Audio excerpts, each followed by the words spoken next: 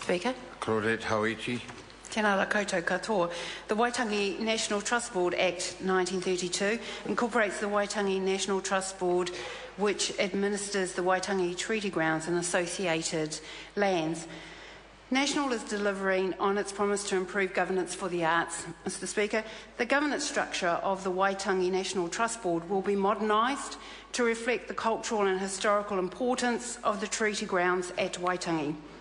Waitangi is the birthplace of this nation, both old and new, and it's fitting that this important heritage status is acknowledged. The Treaty House, originally known as the Residency, where James Busby conducted much of his official mahi from 1833 to 1846.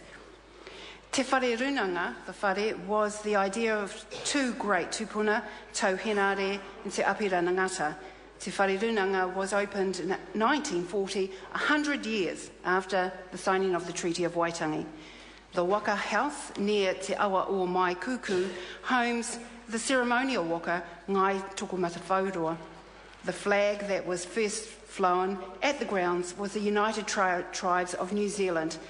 And these are the stories, the historical stories around Waitangi, but there are also very modern stories around Waitangi as well too, and many of us in the House were part of that modern day story where we marched in protest of honouring the treaty, and I'm really proud to be standing with this government and alongside my ministers in this government who have signed the majority of treaty claims. The Trust is self-funded and maintains the treaty grounds without cost to the people of Aotearoa. The changes will strengthen the financial viability and governance structure of that trust. This will enable us to increasingly place Waitangi, its history and significance, at the heart of being a New Zealander and an essential experience for overseas manuhiri as well.